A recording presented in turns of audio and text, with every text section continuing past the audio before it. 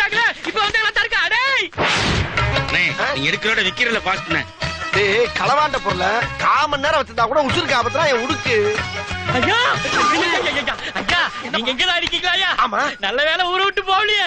என்னையா விஷயம்? ஐயா என் கடையில இருந்த படிக்கிட்டு தராதையில ஆட்டையை போட்டு போயிட்டாங்க ஐயா. சரி அதற்கு எங்கிட்ட வந்து சொல்றேன். நீங்க போனதுக்கு அப்புறம் தான் காணாம போச்சு. ஏய்யா நாங்க போனதுக்கு முன்னால காணாம போனா நாங்க எடுத்தோம்னு அர்த்தமா? நாங்களே சாக்க காணோம் தேடிக்கிட்டு இருக்கோம்.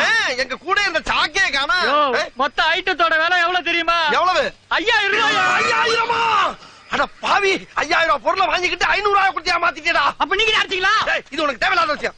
அடே நம்மள மோசம் பண்ணிட்டான்டா, நம்மள ஏமாத்திட்டான்டா, பட்ட கஷ்டம்லாம் பாழா போச்சுடா. அவன்கிட்ட எத்தனை வருஷமா யாரும் இருக்கு, அப்படி இந்த நம்ம பொருளை ஆட்டிய போட்டாடா. வாங்க. டேய் நீ எங்கடா வர்ற? நான் தானே வரணும். இது என்னோட சொந்த பிரச்சனைடா. மோசம் போனவே நானு. ஏமாந்தவனுக்கு அந்த வேதனை என்னன்னு தெரியும். நீ தலையிடப்படாது. அந்த களவாணி பழுக்கு இன்னைக்கே ஒரு முடிவு கட்டண்டா. அட பாவி என் வசனத்தை இவன் பேசிட்டு போறான்.